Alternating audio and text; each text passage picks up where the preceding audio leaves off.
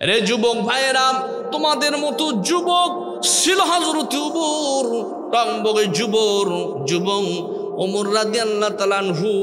তিনি 27 বছর বয়সে নবীজির কল্যাণ নিতে গিয়ে ওমর রাদিয়াল্লাহু তাআলা আনহু ইসলাম গ্রহণ করেছে। কথা বলেন ঠিক কিনা? সুতরাং আমার ভাইরা, ওই রকম নবীজির আর সাহাবায়ে কিরামদের মতো আমাদেরকেও হতে হবে। কথা বলেন ঠিক কিনা?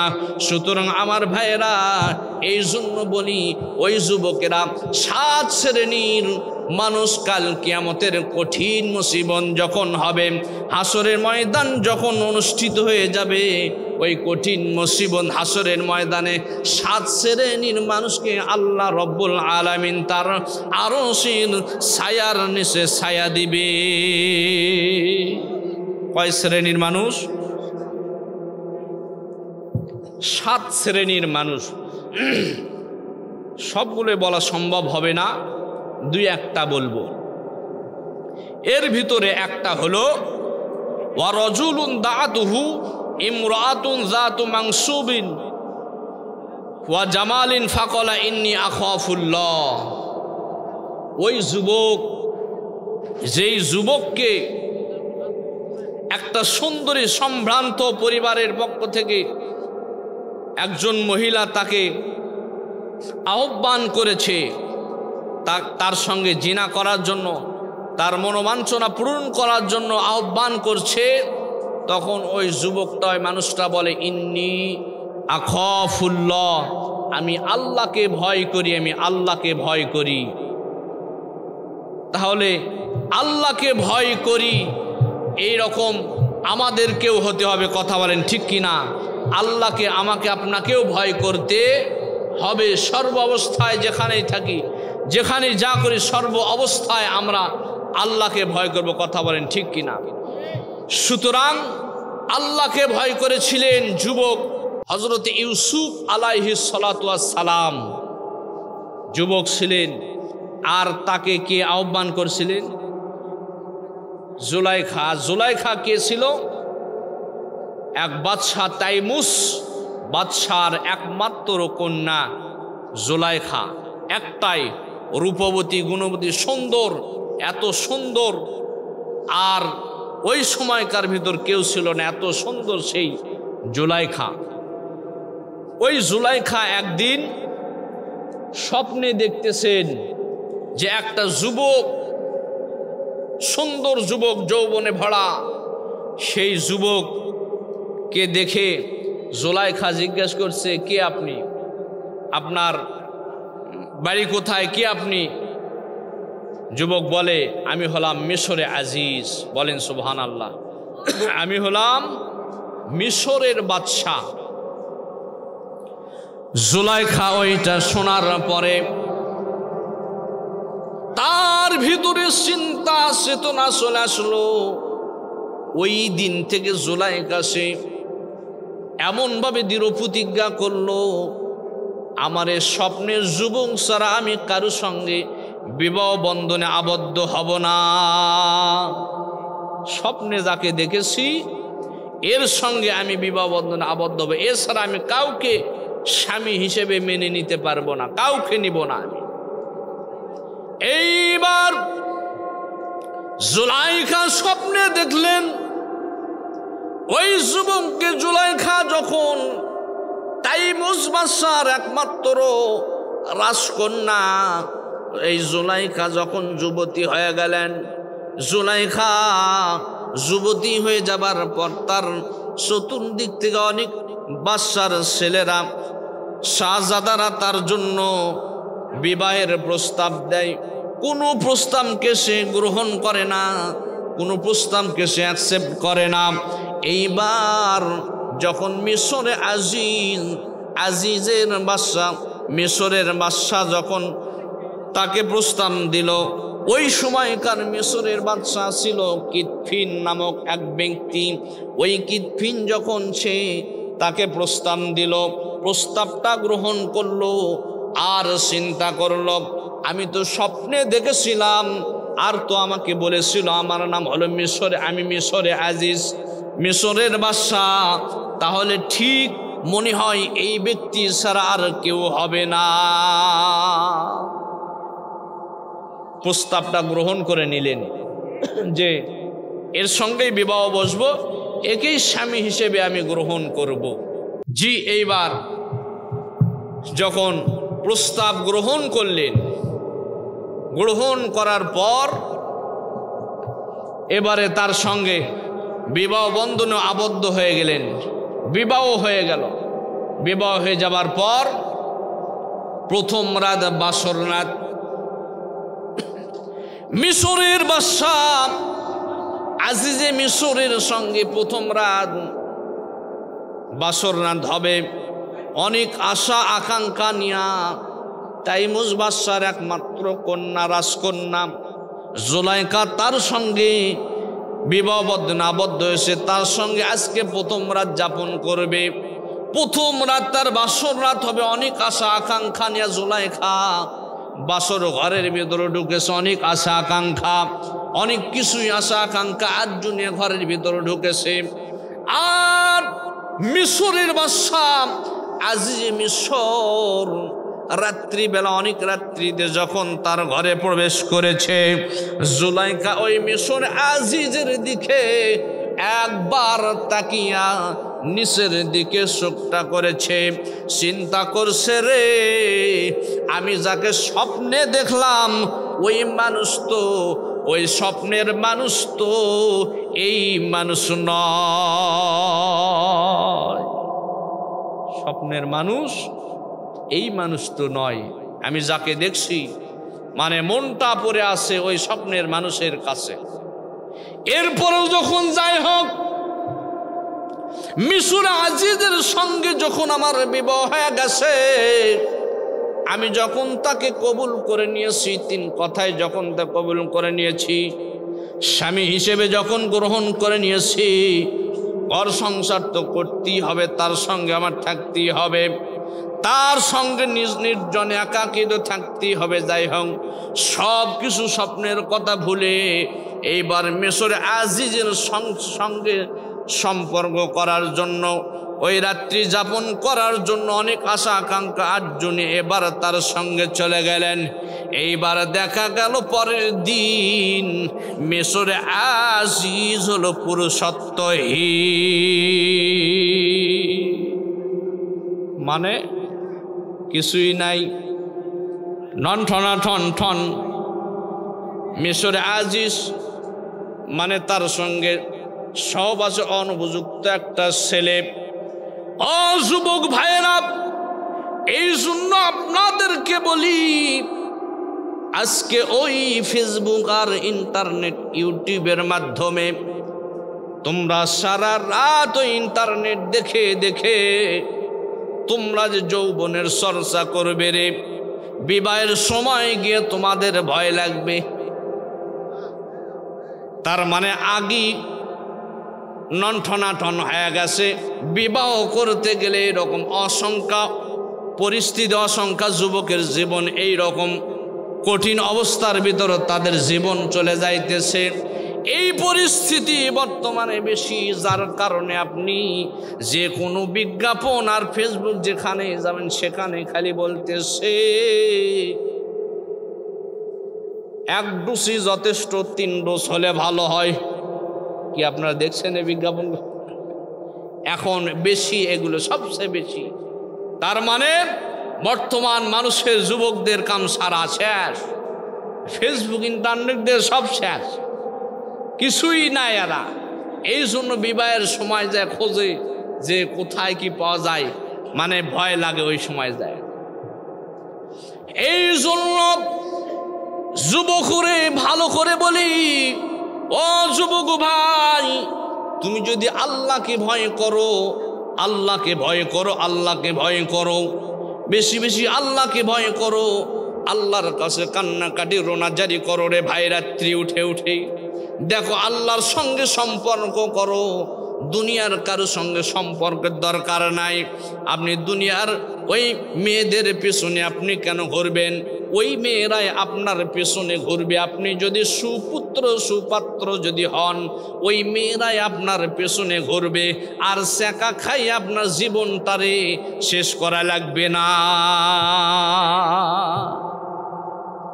আমি কিছুদিন পূর্বে মেডিকেলে গেছিলাম। সেখানে গিয়ে আমি যখন আসতেছি, এমন সময় দেখে একজন যুবক, তার সঙ্গে তার পিতামাতা অনেকে আসে, তাদেরকে দিয়ে পাঠায় বলতেছে হুজুরকে একটু ডাক দেন। কাছে গেলাম, বলতেছে হুজুর কি করি, আমি দিশা পাইতেছি না। বললাম ভাই কি হয়েছে?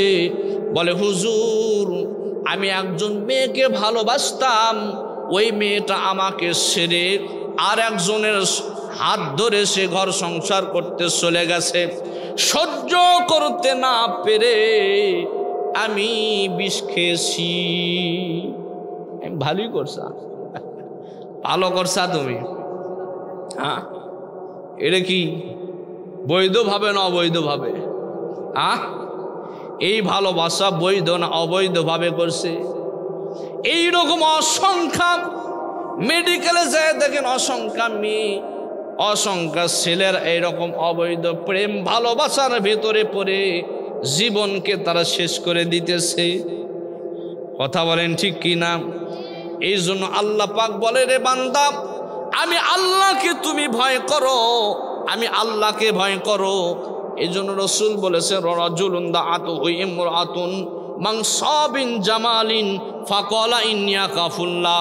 দুনিয়ার যত সুন্দরী তোমাকে ডাকুক না কেন, যত সুন্দরী তোমাকে হাতছানি দিক না কেন, তুমি যুবক বলো ইন্নী আখাফুল্লাহ, আমি আল্লাহকে ভয় করি, আমি আল্লাহকে ভয় করি।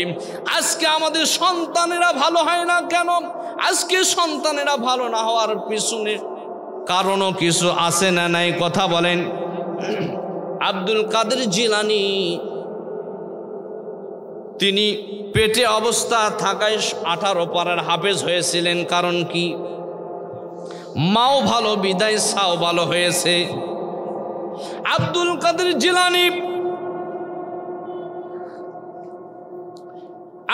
কাদের জিলানী রহমাতুল্লাহি আলাইকে যখন তার ওস্তাদের কাছে যখন দিয়ে আসে, তাকে আরবি পড়ার জন্য এরকম মাদ্রাসা মক্তবে দিয়ে আসে।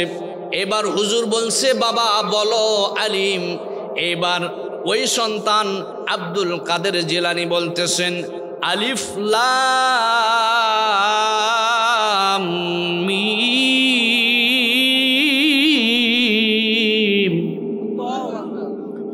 যালিকাল কিতাবু লা রাইবা ফীহি হুদাল লিল মুত্তাকিন।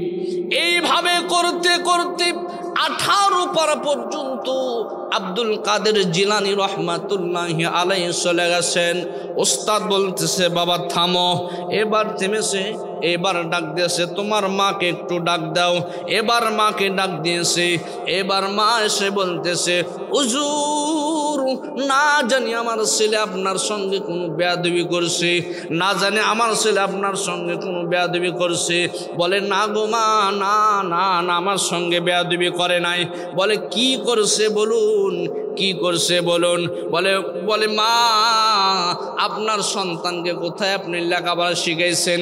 আপনার সন্তান তো, আপনার সন্তানকে বলি আমি বলতে আলিফ, আপনার সন্তান দেখি একবারে 18 পারা পর্যন্ত পড়ে শেষ করছে।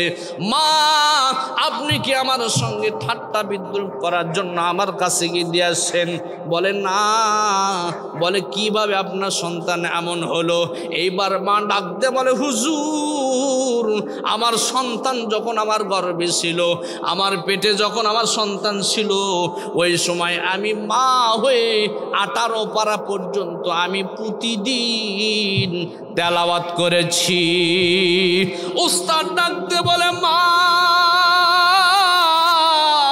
আপনি কেন 18 18 পারা পর্যন্ত পড়লেন, আপনি কেন 18 পারা পর্যন্ত তেলাওয়াত করলেন গো মা? আপনি যদি 30 পারা যদি তেলাওয়াত করতেন, আজকে আপনার সন্তান আব্দুল কাদের জিলানী 30 পারা কোরআনের হাফেজ হয়ে যেত। দেখছেননি? এই রকম মা হতে হবে। ও মা, এই জন্য বলি, মা আপনারা যদি একটু ভালো হন, আপনার সন্তানেরা ভালো হবে। আপনি যদি স্টার জলসা আর জি বাংলা দেখা যদি বন্ধ করেন, আর অশ্লীল ছবি যদি দেখা বন্ধ করেন গো মা, আপনার সন্তানেরা ভালো হবে। আজকে মায়েরা ফেসবুক ছাড়তে পারে না, যার কারণে সন্তানেরাও ছাড়ে না। কি বলেন? আজকে যেমন তেমন সন্তান, মায়েরাই মোবাইল নিয়ে পাগল। বন্ধুরা, এই জন্য মায়েদেরকে বলি, মা আপনি ফাতিমার দিকে তাকাইবেন, মা খাদিজার জীবনী দেখবেন, আসিয়ার জীবনী দেখবেন, আয়েশার জীবনী দেখবেন। আপনার জীবনটা পাল্টে যাবে, আপনার জীবনটা সুন্দর হয়ে যাবে, সন্তানের জীবন সুন্দর হয়ে যাবে, স্বামী স্ত্রীর ভিতরে ঝগড়াঝাটি থাকবে না, সুন্দর একটা আপনার সংসার পরিবার হবে গো মা। এই জন্য আপনি বেশি বেশি করে কোরআন হাদিস আপনি চর্চা করবেন। আমার ভাইয়েরা, বলছিলাম ওই যে ইউসুফ আলাইহিস সালাম ঘরের ভিতরে এইবারে বাসর রাত্রিতে মনে আসে, বাসর রাত্রিতে চলে গেছে।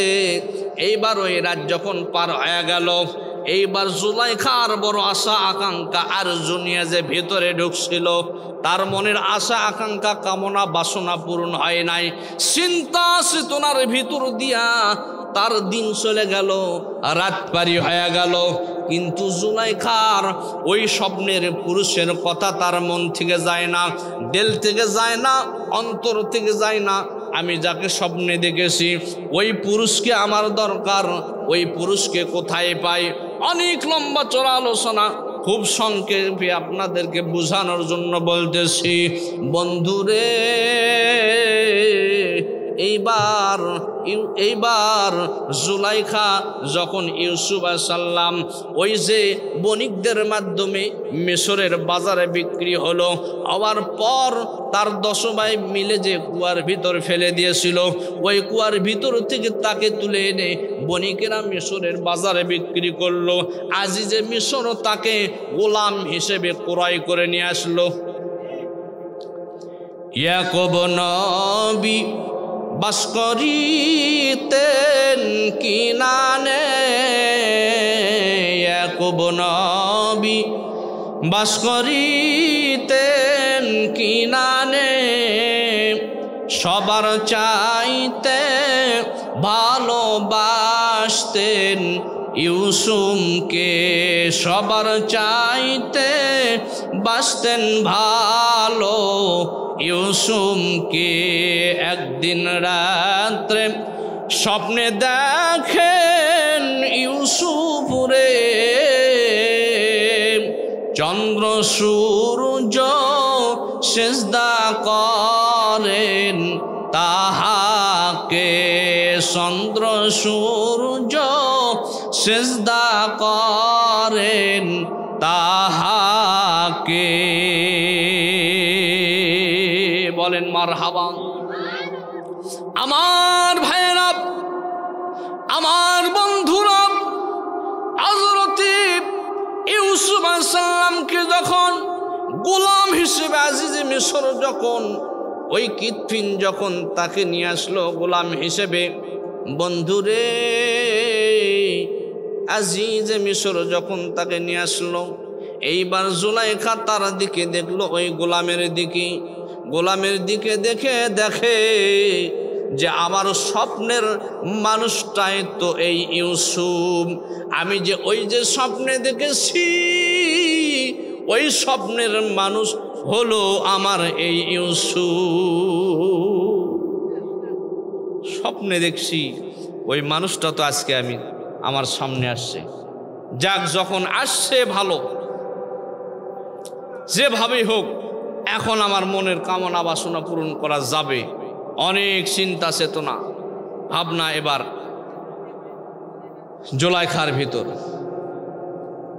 এইবার জুলাইখা চিন্তা করতেছে, আমার ভাইয়েরা, জুলাইখা এবার ইউসুফকে যখন পাইলেন গোলাম হিসেবে, তার মনের কামনা বাসনা, ওই যে আজিজে মিশর তো তার মনের কামনা বাসনা পূরণ করতে পারে নাই কোনোদিন। এইবার জুলাইখা চিন্তা করেন, এই গোলামের দ্বারা আমার মনের কামনা বাসনা পূরণ করতে হবে। এই বলে এইবার ইউসুফকে তাকে অনেক লম্বা চড়া ঘটনা খুব সংক্ষেপ করে শুধু বোঝানোর জন্য বলতেছি। তাকে যখন নিয়ে আসলেন, ঘরের ভিতরে নিলেন, অন্দর মহলের ভিতরে নিলেন, নিবার পরে তালা লেগে দিলেন। একটা নয়, দুইটা নয়, 7-7টা তালা যখন লেগে দিলেন, লেগে দিবার পর কোরআনুল কারিমের সূরা ইউসুফের 24 আর 25 নম্বর আয়াতের ভিতরে বলতেছেন আল্লাহ রাব্বুল আলামিন, এই ইউসুফকে যখন আটকায় রাখলেন, তার মনের কামনা বাসনা পূরণ করার জন্য এবার ইউসুফকে বলতেছে, আল্লাহ পাক সেটা কোরআনুল কারিমের ভিতরে নোট করে দিয়েছেন। এবার ইউসুফকে ফুসলালেন, জুলাইখা ইউসুফ রে, আমার মনের কামনা বাসনাটা তুমি একটু পূরণ করতে হবে। আমি অনেক আশা আকাঙ্ক্ষার জন্য আছি, যেহেতু আমার সঙ্গে আজিজে মিশরের আমার কোনোদিন আমার কামনা বাসনা পূরণ করতে পারে নাই। ইউসুফ, তোমাকে পূরণ করতে হবে।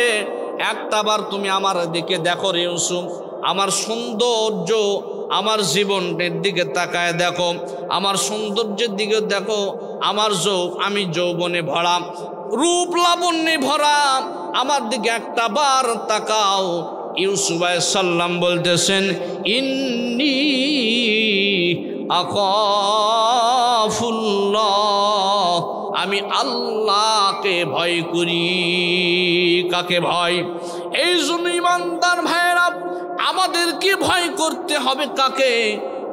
দুনিয়ার কাউকে কি ভয় করবেন? দুনিয়ার কারো ভয় করা চলবে না, দুনিয়ার কারো কাছে মাথা নত করা চলবে না। আজকে আমাদের পার্শ্ব দেশ ভারত আমাদের উপর অনেক কিছুই করতেছে। তারা আমাদের দেশের পাশে তারা ওই ড্রোনগুলো ফিট করে রাখছে, অনেক ভয় ভীতি দেখাইতেছি, কিন্তু ভারত জানে না আমরা কোন জাতি, ভারত জানে না। আমরা হলাম সেই আবু বকর, ওমর, উসমান, বেলাল, খাব্বাব, খুবাইবের উত্তরসূরি। কথা বলেন ঠিক কি না? সুতরাং আমরা হলাম সেই জাতি, যখন হযরত সাদ বিন আবি ওয়াক্কাস রাদিয়াল্লাহু তাআলা আনহু তিনি যখন আফ্রিকায় দিন প্রচার করার জন্য রওনা দিলেন, যখন সামনে বিশাল নদী পড়ে গেলেন, তখন ডাক দিয়ে বলেন, ও আমাদের সেনাপতি সাদ বিন আবি ওয়াক্কাস, আমাদের কি এখানে কি নিভে যাবে ইসলামের বাতি? ডাক দিয়ে বলে, আমরা এমন এক জাতি, আমাদের থামাতে পারে না কেউ কোনো গতি। কথা বলেন ঠিক কি না? আমরা হলাম সেই মুসলিম জাতি, বলেন সুবহানাল্লাহ। সুতরাং কবি সম্রাট নজরুল যখন বলেছিলেন, চল রে চল রে চল, ঊর্ধ্ব গগনে বাজে মদল, নিম্ন উতালা ধরণী তল, অরুণ প্রান্তে তরুণ দল, আমরা হলাম সেই দল।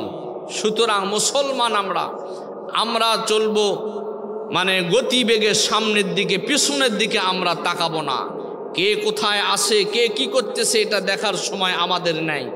এই কথা যখন এই কবিতা যখন লিখলেন কবি নজরুল, তখন ব্রিটিশ সরকার বলল, হে কবি নজরুল, তুমি তোমার কণ্ঠকে রুদ্ধ করো, তুমি আর সামনের দিকে আগতে পারবে না।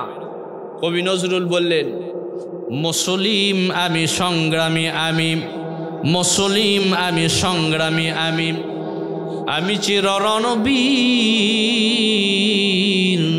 আল্লাহকে সারা কাউকে ডরি না রে ব্রিটিশ সরকার নারায়ে তাকবীর, কাউকে ভয় করি না। এই কথা বললেন, সঙ্গে সঙ্গে কবি নজরুল ইসলামকে অ্যারেস্ট করা হলো। ওই সেলের ভিতর তিনি লিখলেন, লাথিমার ভাঙরে তালা, যত সব বন্দিশালা, আগুন জ্বালা আগুন জ্বালা। কথা বলেন ঠিক কি না? সুতরাং আমরা হলাম সেই জাতি, সুতরাং আমাদের ইতিহাস জীবন দেওয়ার ইতিহাস, আমাদের ইতিহাস রক্ত দেওয়ার ইতিহাস, আমাদের ইতিহাস শহীদ হওয়ার ইতিহাস। কথা বলেন ঠিক কিনা? সুতরাং তা'মুরুনা বিল মা'রুফ ওয়া তানহাউনা আনিল মুনকার, সৎ কাজের আদেশ অসৎ কাজের নিষেধ এক জায়গা না হওয়া পর্যন্ত মুসলিম দাবি করতে পারে না। সুতরাং আমার ভাইয়েরা, সুতরাং আমাদের ইতিহাস জীবন দেওয়ার ইতিহাস, আমাদের ইতিহাস রক্ত দেওয়ার ইতিহাস, আমাদের ইতিহাস বাসর সজ্জাকে অপেক্ষা করে আল্লাহু আকবার ধ্বনি দিয়ে জমিনে পড়ার ইতিহাস। আমরা রক্ত দিতে জানি, আমরা শহীদ হতে জানি, আমরা জীবন দিতে জানি। বাসর সজ্জাকে অপেক্ষা করে আল্লাহু আকবার ধ্বনি দিয়ে জমিনে পড়তে পারি। রাতের অন্ধকারে কামানের গুলিকে বুকে বরণ করে নিতে পারি, কিন্তু ইসলামের গায়ে, কোরআনের গায়ে, মুসলমানদের গায়ে এক চুল পরিমাণ আঘাত হানতে জানি না, জানি না, জানি না। কারা কারা প্রস্তুত আছেন? দুই হাত তুলে দেখায়।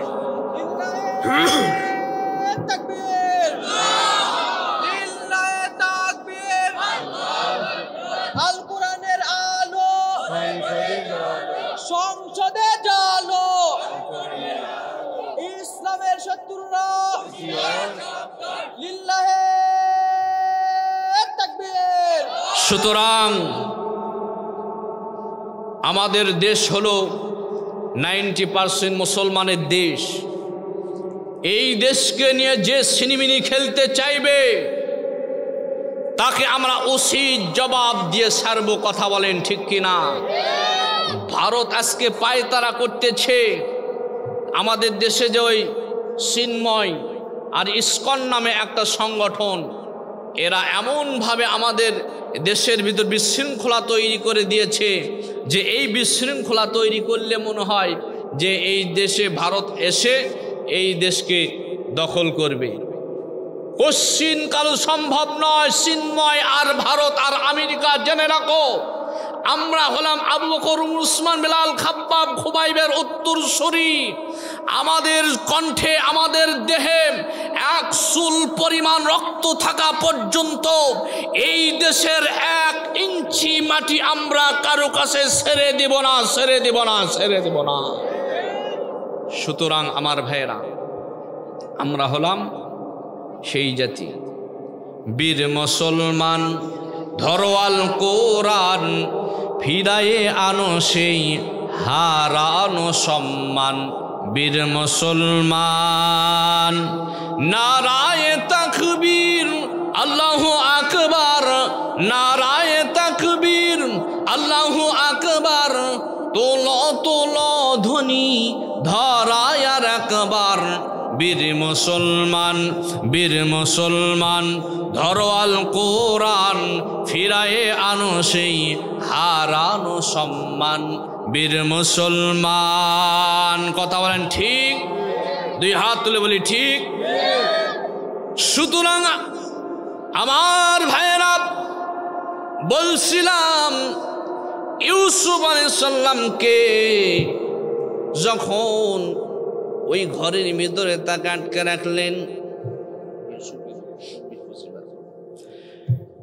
ইউসুফ আলাইহিস সালামকে ঘরের ভিতরে আটকে রাখলেন, আর ওই যে তার মনের কামনা বাসনা জুলাইখা পূর্ণ করার জন্য বললেন।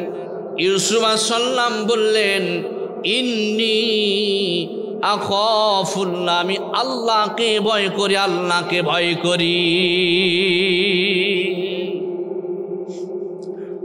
সুতরাং ইউসুফ আলাইহিস সালামকে যখন বললেন, সামনের দিকে তিনি অগ্রসর হলেন। সামনের দিকে তিনি অগ্রসর হলেন, একটু চেষ্টা করলেন দেখি আল্লাহ কোনো পথ আমার জন্য খুলে দেয় কিনা। সামনের দিকে অগ্রসর হলেন, আল্লাহ পাক তার জন্য প্রথম তালাটা খুলে দিলেন। এরপরে সামনে গেলেন, দ্বিতীয় তৃতীয় বা সপ্তম তালা খুলে তিনি যখন বাইর হলেন, বাহির হওয়ার সঙ্গে সঙ্গে দেখতে পেলেন সেই আজিজে মিশর সেই দরজার সামনে দাঁড়িয়ে।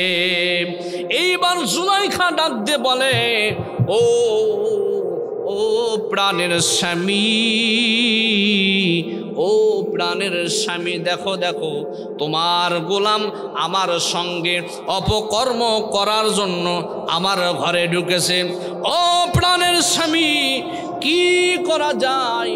তোমার এই গোলামের জন্য কি শিক্ষা তুমি দিবে? সে আমার সঙ্গে অপকর্ম করার জন্য ঢুকেছে। ও প্রাণের স্বামী, এর জন্য কি হতে পারে? এইবার ওই মিশরে আজিজের সঙ্গে ছিল জুলাইখার চাচাতো ভাই। কোরআনুল কারিমের ভিতরে আল্লাহ পাক জানিয়ে দিয়েছেন, ওই চাচাতো ভাই বলতেছে, রে জুলাইখা একটু দাঁড়াও, একটু খাবো, দেখি তুমি সত্যবাদী না ইউসুফ সত্যবাদী, আমি একটু দেখতে চাই। তুমি সত্যবাদী না ইউসুফ সত্যবাদী দেখতে চাই। কেমনি করে এটা যাচাই বাছাই করবে? আল্লাহ রব্বুল আলামিন কোরআনুল কারিমে তিনি বলে দিয়েছেন, আল্লাহ পাক বলতেছেন, ওয়ালাকাদ হাম্মাত বিহি ওয়া হাম্মা বিহা লাউলা আর রাআ বুরহানা রাব্বি কাযালিকা লিনাসরিফা আনহু সূ।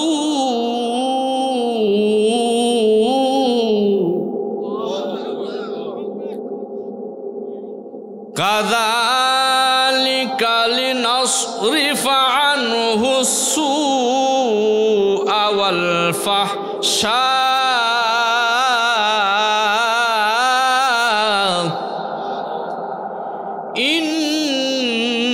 ইন্নাহু মিন ইবাদিনাল মুখলাসিন।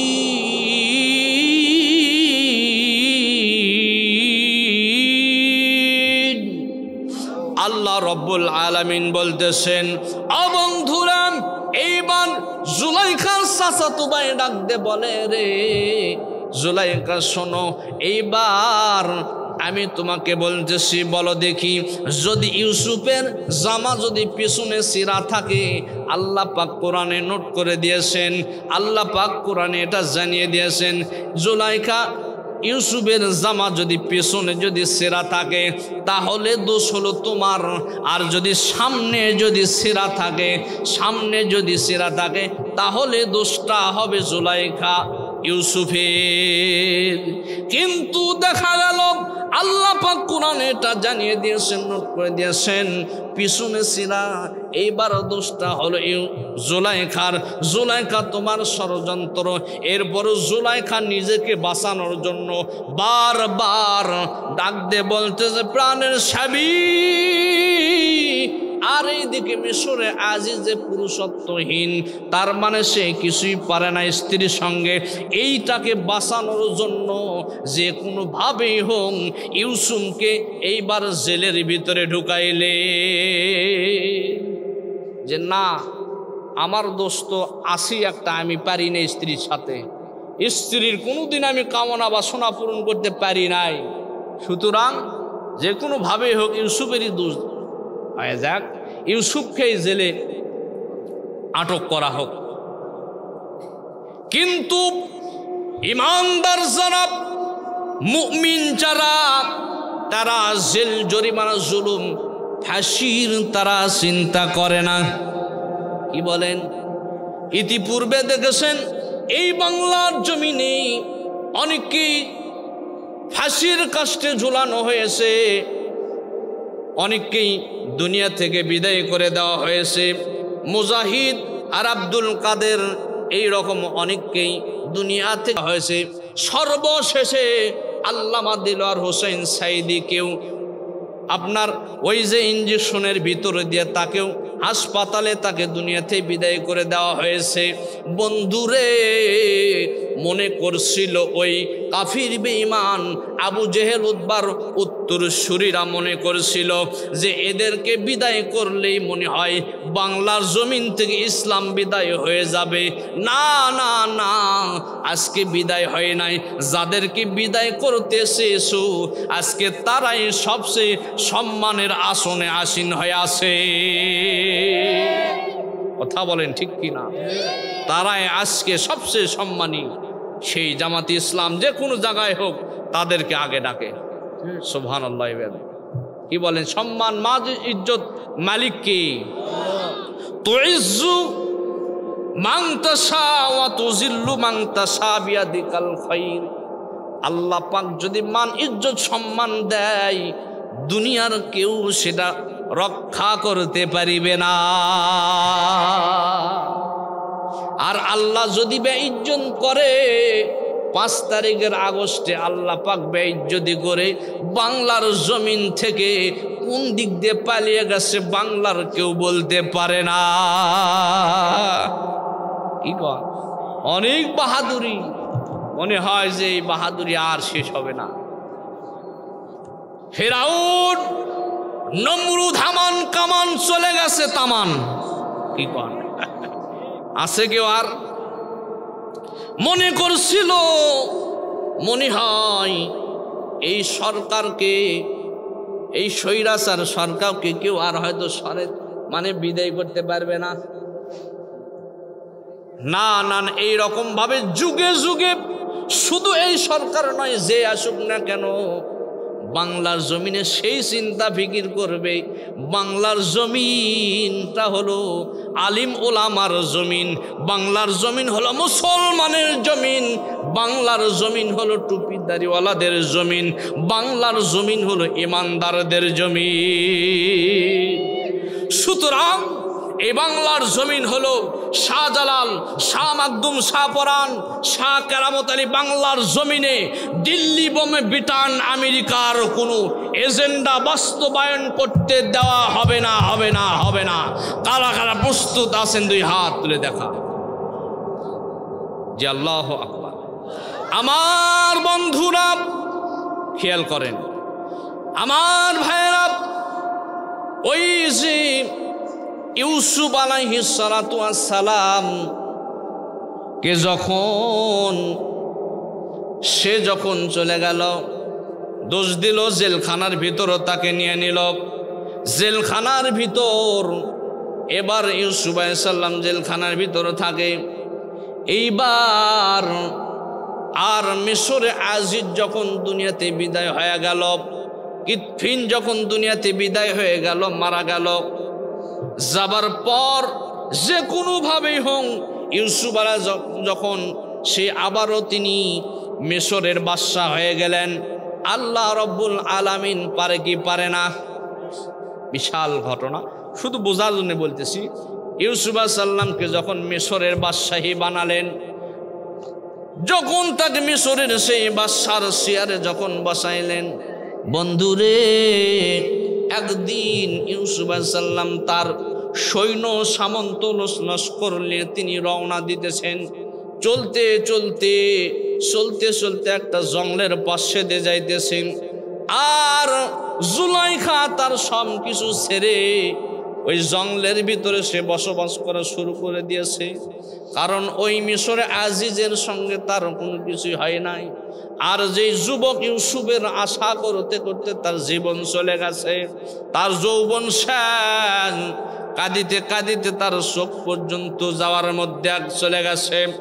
এইবারে জঙ্গলের পাশে যখন চলে গেছে, ওই জঙ্গলের পাশে যাবার পর এইবার জুলাইখা ডাক দে বলতেছে, ও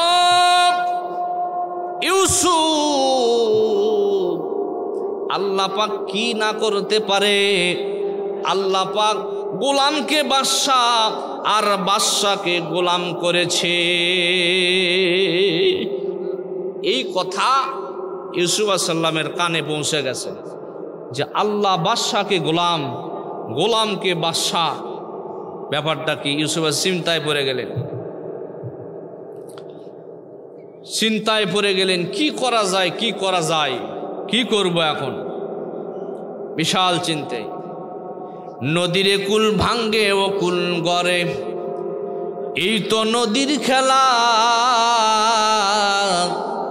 সকাল বেলার বাদশারে তুই, ফকির সন্ধ্যা বেলা। কি বলেন? কত টাকা পয়সাওয়ালারা খালি হাতে তারা দুনিয়ায় ঘোরাফেরা করতেছে, আবার কত তাদের জীবনের চিত্র আছে। তারা এক সময় মানুষের কাজকর্ম করেছে, মানুষের দুয়ারে দুয়ারে গিয়ে এসে বিভিন্ন কিছু বিক্রি করে খাইছে, সে কোটিপতি হয়ে গেছে।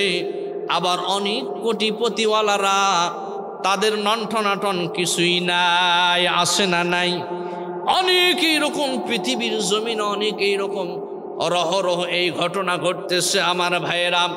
এই জন্য বলি গো, এই টাকা, এই পয়সা, এই ধন দৌলত আমার আপনার চিরকাল এগুলো থাকবে না। কথা বলেন ঠিক কিনা? এগুলো সারা আমাদেরকে কবরের ভিতরে শুধু যেতে হবে আহসানু আমালা। আল্লাহ রব্বুল আলামিন বলেন, আল্লাযী খালাকাল মাউতা ওয়াল হায়াতা লিয়াবলুয়াকুম আইয়ুকুম আহসানু আমালা ওয়া হুয়াল আজিজুল গফুর।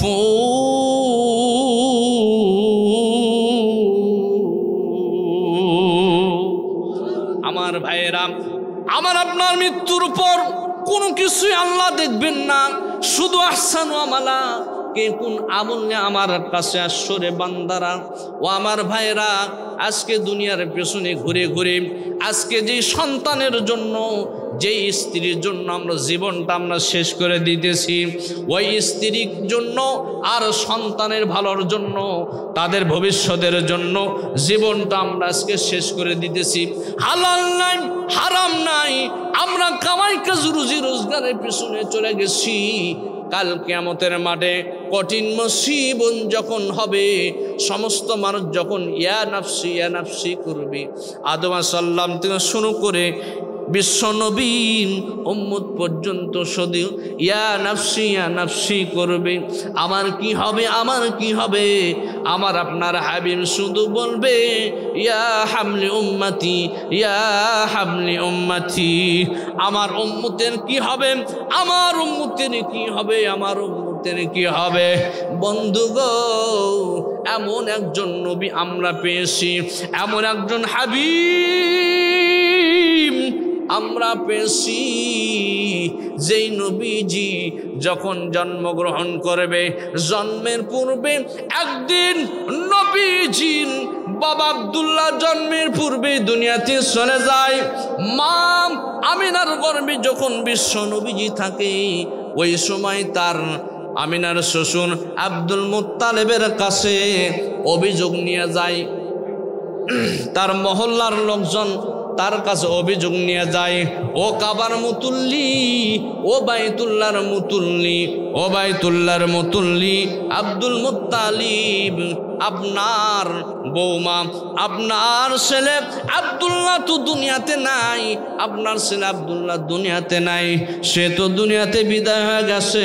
আপনার বৌমা সে সুগন্ধি ব্যবহার করে, সে তো একজন বিধবা মানুষ, সে সুগন্ধি ব্যবহার করে বাহিরে ঘোরাফেরা করে। এইটা কেমন দেখায়, কেমন লাগে? বিধবা মানুষ কেন সুগন্ধি ব্যবহার করে বাইরে ঘোরাফেরা করে? এইবার আব্দুল মুত্তালিব কয়েকজনের কান্তি শুনতে শুনতে শুনতে শুনতে আর সহ্য করতে পারলেন না।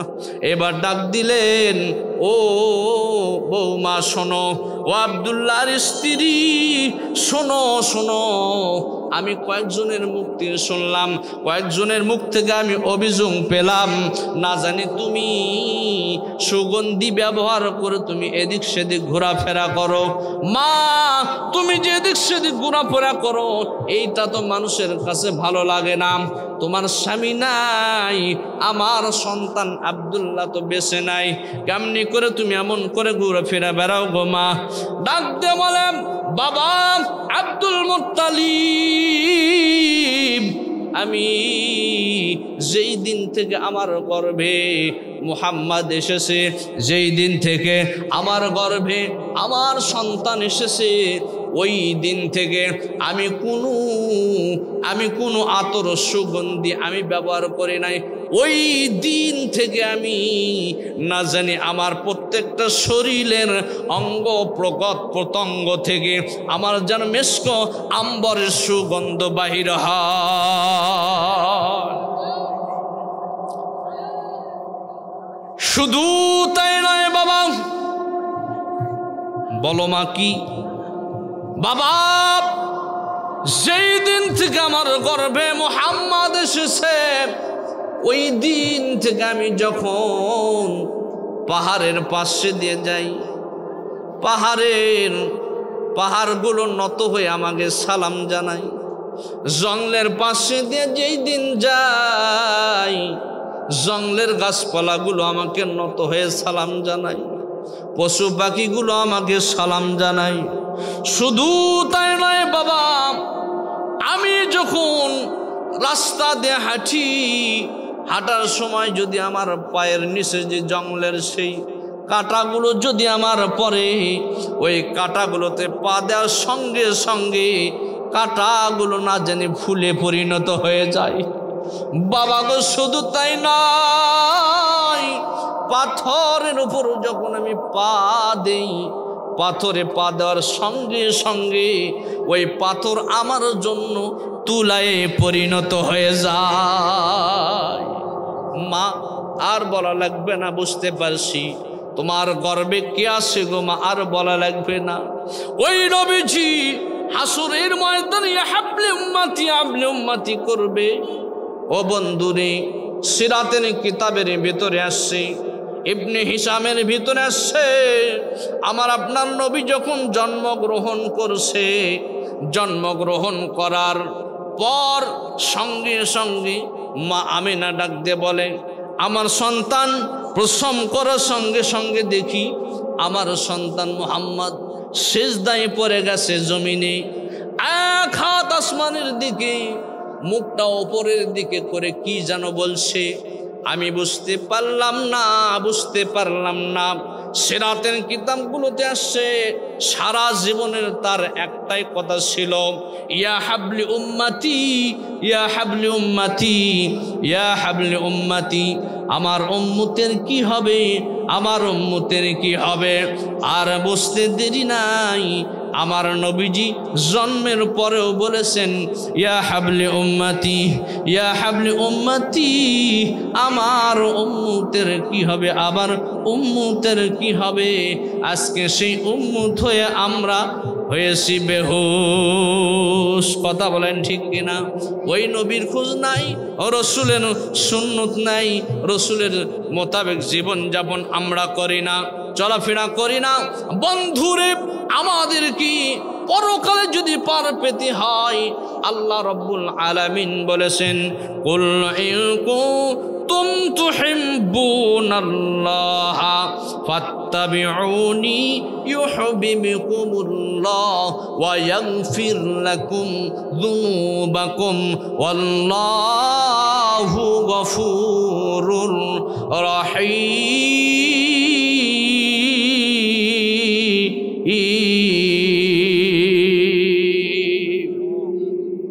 আমাদেরকে অনুকরণ করতে হবে কার?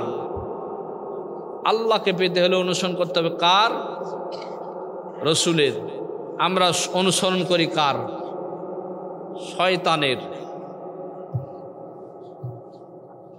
আমরা অনুসরণ করি শয়তানের। কি বলেন? দুনিয়ার মানে হালচাল যেদিকে আমরা সেদিকে। কথা বলেন ঠিক কি না? সুতরাং আমার ভাইরা, অল্প সময়ের মধ্যে প্রধান বক্তা চলে আসবে, আসছে এখানে, চলে আসবে ইনশাআল্লাহ, আসলেই শেষ করে দেব। যাই হোক, বলতেছিলাম যে ওই যে ইউসুফ আলাইহিস সালাম জেলখানা থেকে বাইর হচ্ছে, মনে আছে? আর জুলাইখার মনের কামনা বাসনা পূর্ণ হয় নাই। সর্বশেষে যখন এই রকম অপবাদ ইউসুফ জুলাইখার বিরুদ্ধে আসলো, জুলাইখার মনটা তখন খারাপ হয়ে গেল। চতুর্দিকে এই সংবাদটা সরে গেল যে জুলাইখা একটা গোলামের সঙ্গে তার মনের কামনা বাসনা পূরণ করার জন্য সে ব্যস্ত হয়ে গেছে।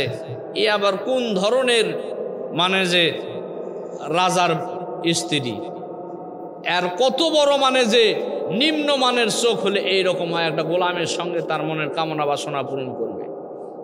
এটা আস্তে আস্তে চতুর্দিকে সরে গেল, শেষ পর্যন্ত জুলাইখার কান পর্যন্ত চলে আসলো। জুলাইখার মনটা বড় খারাপ হয়ে গেল। এইবার জুলাইখা চিন্তা করল,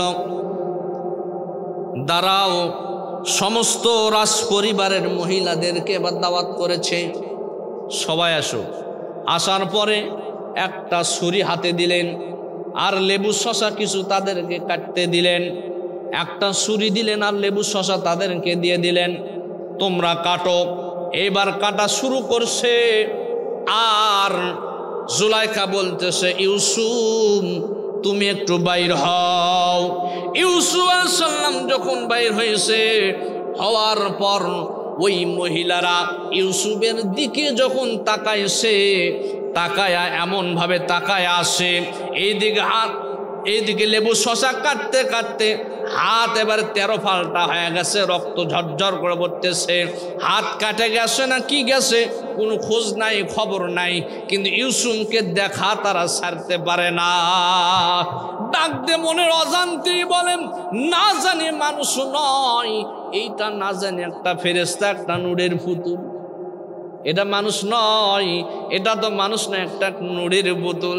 দেখে তারাও আশ্চর্য হয়ে গেছে, না জানি এমন একজন মানুষ, এমন একজন মানুষ রে, এইটা তো মানুষ হতে পারে নাই। জুলাইখা এমনি তার পেছনে পড়ে যায় নাই, তার জন্য পাগল হয়ে যায় নাই। বন্ধু, এই রকম ভাবে যখন তারা বুঝলো, বুঝার পরে খুব সংক্ষেপে বলতেছি, এইবার জুলাইখা তাদেরকে ডাক দিয়ে বলে, ও জুলাইখা এবার বলে, যখন জঙ্গলের পাশ দিয়ে চলে যাচ্ছে, যাবার পর ইউসুফকে যখন জুলাইখা বলে যে গোলামকে বাদশাকে আল্লাহ গোলাম বানাইতে পারে, এইটা যখন তার কানে যখন চলে গেছে ইউসুফের, যাওয়ার সঙ্গে সঙ্গে ইউসুফ আলাইহিস সালাম চিন্তা করলো, কি রে এমন কেন একটা আওয়াজ আমার কানে চলে আসলো। কোন মহিলা বললাম, তার একজন তার রাষ্ট্রদূতকে দিয়ে পাঠাইছে, গোলামকে দিয়ে পাঠাইছে, যাও। ওই যে মহিলা একটা কথা বলল, ওই যে মহিলা বলল গোলামকে বাদশাকে গোলাম বানাইতে পারে, যাও ডেকে নিয়ে আসো। আমি তো গোলাম ছিলাম, আমাকেই তো আল্লাহ বাদশাহী দিয়েছে, আমাকে তো বাদশাহী আল্লাহ দিয়েছে, যাও তাকে ডেকে নিয়ে আসো, তাকে ডেকে নিয়ে আসো। এইবার জুলাইখাকে তাকে ডাকা হলো। এইবার জুলাইখাকে যখন গোলাম এসে বলতেছে, ও মহিলা, তোমার কি প্রয়োজন, তোমার কি দরকার বলো, তোমার কিছু চাওয়া পাওয়ার কি আছে নাকি তুমি বলো। এবার জুলাইখা ডাক দিয়ে বলে, না না না, আমার কোনো কিছু চাওয়া নাই, পাওয়া নাই, আমার কোনো কিছুই দরকার নাই, আমার দরকার শুধু হলো ইউসুফের। দরকার কার? আমার দরকার হলো ইউসুফের। ইউসুফ আলাইহিস সালাম তিনি ওই সময় তিনি নামাজে বসে বসে সেজদায় পড়ে আল্লাহর কাছে কান্নাকাটি রোনাজারি করতেছে, মাবুদ তুমি কি না করতে পারো, আমি একটা গোলাম ছিলাম, গোলাম থেকে তুমি আমাকে বাদশাহী দিয়েছো। আল্লাহ তোমার শুকরিয়া আমি কি দিয়ে আদায় করি, তোমার শুকরিয়া আমি কি দিয়ে আদায় করি গো আল্লাহ,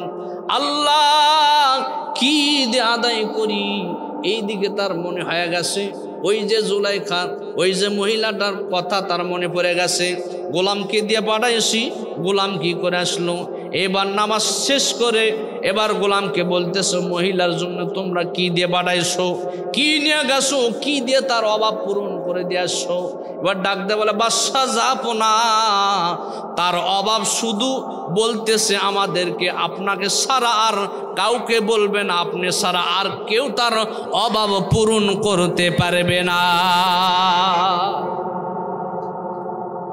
তাহলে কি, যাও ডাক দাও, তাহলে জুলাইখা ডাক দাও, আমার দরবারে নিয়ে আসো, তাকে নিয়ে আসো, দেখি তার কি চাওয়া আর কি পাওয়া, তার কি অভাব আমি দেখি, নিয়ে আসো যাও।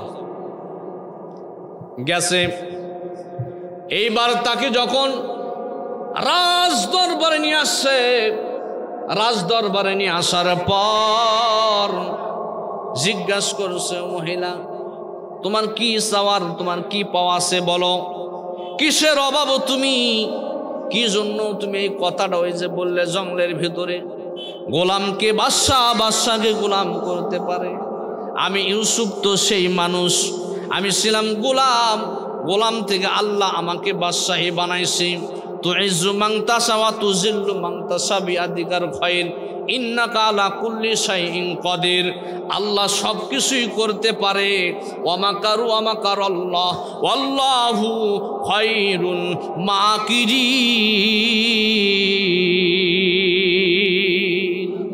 আল্লাহর মক্কর বোঝা বড় কঠিন, আল্লাহর মক্কর বোঝা বড় দায়।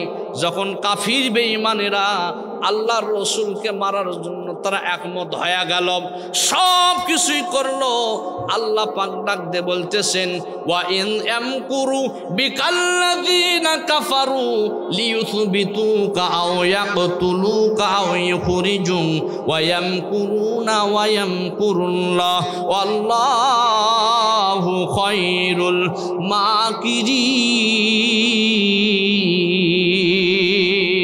ওই কাফির বেঈমানদের সমস্ত চক্রান্ত আল্লাহ রব্বুল আলামিন বিশ্ব নবীকে জানায়া দিলে। কথা বলেন ঠিক কিনা? আমার বন্ধুরে, যত চক্রান্ত আমাদের বিরুদ্ধে করা হোক না কেন, মুসলমানদের বিরুদ্ধে যত চক্রান্ত করা হোক না কেন, কোনো চক্রান্ত আমাদের বিরুদ্ধে করে পাবে না। সব আল্লাহ নিমিষের মধ্যে ধূলিসাৎ করে দিবে। দেখেন নাই নিমিষের ভিতরে কত আশা আকাঙ্ক্ষা 41 সাল পর্যন্ত থাকবে। কি আশা আকাঙ্ক্ষা, মাত্র একটা কথার মাধ্যমে তার পতন হয়ে গেল। কি কথা? রাজাকার। এ রাজাকার বলেই আজকে বাংলার জমিনে মানুষদেরকে আর আল্লাহওয়ালাদেরকে, জামাত ইসলাম শিবির, ছাত্র শিবিরদেরকে কোণঠাসা করে রাখছিল। আবার এ রাজাকার বলেই তার বিদেয় হয়ে গেল। এই জন্য কথা, যে কোনো কথা বলবেন বুঝে সুঝে। এই জন্য একজন মাওলানাও সেও বিপদে পড়ছে। ওই যে রেশমি, একজন নায়িকা রেশমিকা মান্দান, এর কথা বলতে গিয়ে বিপদ বলেই ফেলছিল। দেখেন কত সুন্দর করে আল্লাহ তার সৃষ্টি করছে, ঠিক আছে, একটু আল্লাহর নামলে তার দিকে দেখেন। নাউজুবিল্লাহ। আল্লাহ বলতেছেন কুল্লিল মুমিনিনা ইয়াগুদ্দুনা মিন আবসারিহিন্না, হে পুরুষ হে মহিলা তোমরা তোমাদের চোখ নত করে রাখো। আর সে বলে ফেলছে আল্লাহর নামলে তার দিকে দেখেন। আল্লাহর নামলে কি দেখা যাবে কোন মহিলা? এই জন্য কথা আমরা বলবো, আমরা চেয়ার পাইছি বিধায় সব কিছু করবো, সব কিছু বলবো, হবে না। খুব মাপজো, খুব চিন্তা ফিকির করে বলতে হবে। যাই হোক, আল্লাহ পাক মাফ করে দিক। সুতরাং আমার ভাইয়েরা, বলছিলাম ওই যে ইউসুফ আলাইহিস সালাম, আল্লাহর নবী ইউসুফ আলাইহিস সালাম তিনি জুলাইখাকে ডাক দিয়ে বলতেছেন, জুলাইখা শোনো শোনো, তোমার কি মনের আশা আকাঙ্ক্ষা রে জুলাইখা বলো। ডাক দিয়ে বলে, ও ও বাদশাহ জাহাপনা, আমার চাওয়া পাওয়া কোনো কিছুই নাই। আমি সর্বপ্রথম আপনাকে স্বপ্নে দেখেছিলাম, ওই স্বপ্নে দেখার পর থেকে আপনি সারা আর কেউ আমার অন্তরের ভিতর নাই। এই অন্তরের ভিতর 3.5 হাত বডির ভিতর আমি কারো ভালোবাসা আমি তুলি নাই, কারো মহব্বত আমি এই অন্তরের ভিতর রাখি নাই। একমাত্র আপনার ভালোবাসা মহব্বত দিয়ে অন্তরটা ভরে রাখছি। আর আজকে যুবকেরা ভালোবাসা দিয়ে অন্তর ভরে রাখে, প্রেমিক প্রেমিকা। আজ প্রতি রাত জেগে থাকি তোমার আশায়। দেখছে, আজ প্রতি রাত জেগে থাকি প্রেমিকার আশায়। ঘুম নেই দুটি চোখে বুকের ব্যথায়। আজ প্রতি রাত জেগে থাকি তোমার আশায়। কি খারাপ লাগে? কম লয়। তাই বলে ওরাই যে ওই যে বিভিন্ন বাদ্যযন্ত্রে সুন্দর হয়, আমরা এমনি বলতে পারছি বেশি সুন্দর হবে। আমার ভাইয়েরা, এই ভালোবাসা মহব্বত যদি একটু আমরা যদি ঘুরায় দেই, আজ প্রতি রাত জেগে থাকি আল্লাহ তোমার আশায়। হয় না? আল্লাহ ওয়ালারা জেগে থাকে কার জন্য? আল্লাহর জন্য জেগে থাকে। আজ প্রতি রাত জেগে থাকি আল্লাহ তোমার আশায়। ঘুম নেই দুটি চোখে জাহান্নামের ভয়। কি বলে? ঘুম নেই দুটি চোখে জান্নাতের আশায়। আজ প্রতি রাত জেগে থাকি আল্লাহ তোমার আশায়। আমার ভাইরা, জুলাইখা ডাক দিয়ে বলেন, ইউসুফ, আজ পর্যন্ত এই অন্তরের ভিতরে তোমার ভালোবাসা মহব্বতকে আমি লালন পালন করি। ওই স্বপ্নে দেখার পর থেকে আপনাকে আমি আর ভুলি না। বলো কি হয়েছে? বলো, তুমি বলো কি হয়েছে? বলে আমার চাওয়া পাওয়া হলো 3টা জিনিস, আমার চাওয়া পাওয়া আছে। বলো তোমার চাওয়া পাওয়াটা কি, তুমি বলো। বলে আমার চাওয়া পাওয়া হলো 3টা। বলে কি কি তোমার চাওয়া পাওয়া বলো। ইউসুফ বলো, তুমি কি আমার আগে চাওয়া পাওয়া কি পূর্ণ করবে? তুমি কি চাওয়া পাওয়া পূর্ণ করবে? তুমি